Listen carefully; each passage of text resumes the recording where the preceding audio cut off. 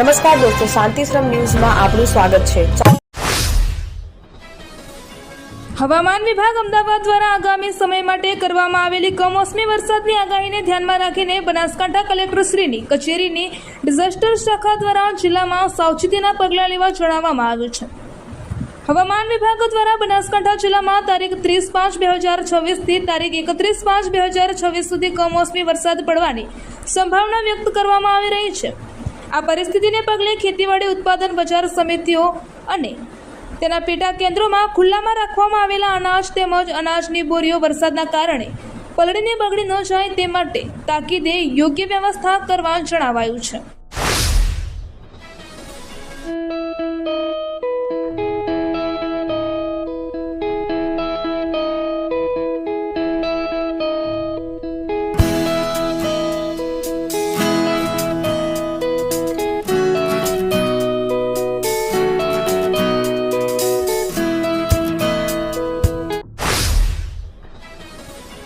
ભાભર નગરપાલિકા ખાતે pre monsoon તૈયારીઓ અંગે એક મહત્વપૂર્ણ બેઠક યોજાઈ હતી। આ બેઠકમાં નગરપાલિકાના પ્રમુખ અમૃતભાઈ માળી અને ગુજરાત સરકારના મંત્રી સ્વરૂપજી ઠાકોર ઉપસ્થિત રહ્યા હતા।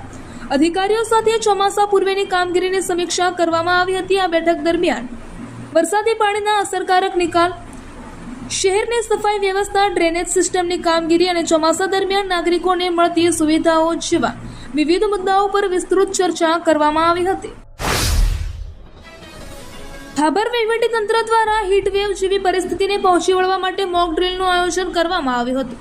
આ મોક ડ્રીલનો મુખ્ય હેતુ કટોકટીના સમયે આરોગ્ય વિભાગ અને વહીવટીતંત્ર વચ્ચે સંકલન સાધી ઝડપી પ્રતિભાવ આપવાનો હતો।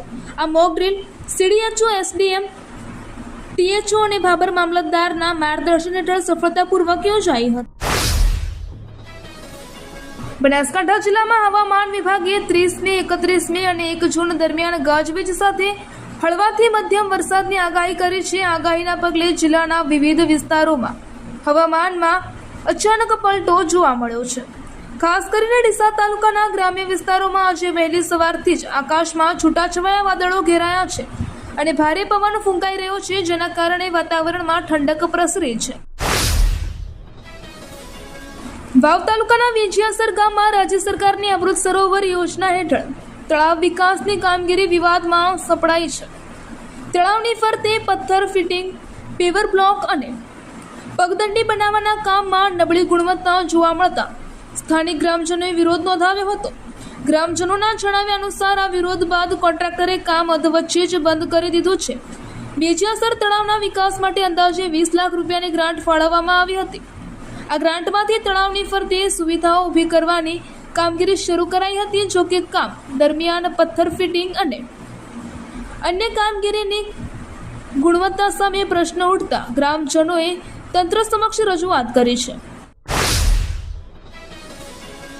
દિયોદર પંથકમાં શિક્ષણનું અનેરું ધામ એટલે Shri Tapasvi college of nursing તેમજ શ્રી તપસ્વી આર્ટ્સ કોલેજ, જ્યાં છે સંપૂર્ણ AC, CCTV, wifi, digitally updated campus, BSc nursing સહિતના અનેક કોર્સમાં આજે જ પ્રવેશ માટે સંપર્ક કરો। Tapasvi college of nursing, Deodar.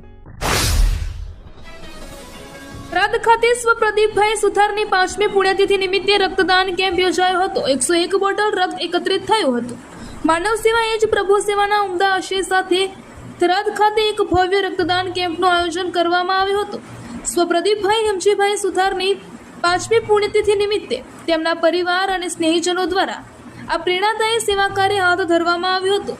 Blood donation કેમ્પમાં સ્થાનિક યુવાનો, અગ્રણીઓ અને ગ્રામજનોએ ઉત્સાહપૂર્વક ભાગ લઈ સ્વૈચ્છિક રક્તદાન કર્યું હતું। આ સમગ્ર કેમ્પ દરમિયાન કુલ 101 બોટલ બ્લડ જમા કરાવવામાં આવ્યું હતું, જે જરૂરિયાતમંદ દર્દીઓ માટે આશીર્વાદ રૂપ સાબિત થશે। UGVCLનો છબરડો વીજ પુરવઠો વપરાયા વિના લાખોનું બિલ। ચિત્રાસણી ગામે વીજ ગ્રાહકને લાખોનું બિલ આવ્યું। આંજણા રામાભાઈ આભાભાઈના ઘરનું બિલ આવ્યું 1,06,843 રૂપિયા। દર વખતે ગ્રાહકને બિલ આવતું હતું 300 થી 400 રૂપિયા। વીજ ગ્રાહકને મોબાઈલ ફોનમાં લાખો રૂપિયાના બિલનો મેસેજ આવતા ગ્રાહક ચિંતામાં। વીજ ગ્રાહક વર્ષોથી ખેતરમાં રહે છે, ગામમાં આવેલા મકાનમાં કોઈ રહેતું નથી, છતાં પણ લાખોનું બિલ। મીટરનું રીડિંગ 3100 યુનિટ છે, જ્યારે બિલમાં રીડિંગ 17,000 યુનિટ છે. યુજીવીસીએલના છબરડાને લઈ ગ્રાહકે ઇકબાલગઢ યુજીવીસીએલ કચેરીએ કરી જાણ. દાંતીવાડા તાલુકાના ડાંગિયા ગામે આવેલ પેપર મિલના પ્રદૂષણથી ગ્રામજનોના સ્વાસ્થ્ય ઉપર ખતરો તોળાઈ રહ્યો છે. શુક્રવારે આ મુદ્દે ગ્રામજનો મિલમાં ઘૂસી ગયા હતા. તેમણે મિલના માલિક અને વહીવટકર્તાઓ સામે ભારે સૂત્રોચ્ચાર કરીને ઉગ્ર રજૂઆતો કરી પેપર મિલમાંથી નીકળતા ઝેરી પ્રદૂષણને અટકાવવાની માંગ કરી હતી. ગામના અકબરભાઈ સિંધીએ આત્મવિલોપન કરવાની ચીમકી ઉચ્ચારી હતી. અમદાવાદમાં આવતીકાલે એટલે કે 31 મે યોજાનારી IPL મેચ પર પણ વરસાદનું સંકટ મંડરાઈ રહ્યું છે. હવામાન વિભાગે અમદાવાદમાં થંડર એક્ટિવિટીઝ સાથે સામાન્યથી મધ્યમ વરસાદની આગાહી કરી છે, જેના કારણે ફાઇનલ મેચ દરમિયાન વરસાદ વિઘ્નરૂપે આવી શકે છે. ઉલ્લેખનીય છે કે આવતીકાલે સાંજે નરેન્દ્ર મોદી સ્ટેડિયમમાં બેંગલુરુ અને ગુજરાત વચ્ચે IPL 2026માં ચેમ્પિયન બનવા મુકાબલો રમાશે. રાજ્યભરમાં આજે એટલે કે 30 મે થી 4 જૂન સુધી વરસાદી માહોલ રહેવાની હવામાન વિભાગે આગાહી કરી છે. ઉત્તર ગુજરાત, મધ્ય ગુજરાત, સૌરાષ્ટ્ર અને દક્ષિણ ગુજરાતના અનેક વિસ્તારોમાં ગાજવીજ અને તેજ પવન સાથે વરસાદ વરસી શકે છે. કેટલીક જગ્યાએ તો પવનની ઝડપ પણ 50 થી 60 કિલોમીટર પ્રતિ કલાક સુધી પહોંચી શકે છે.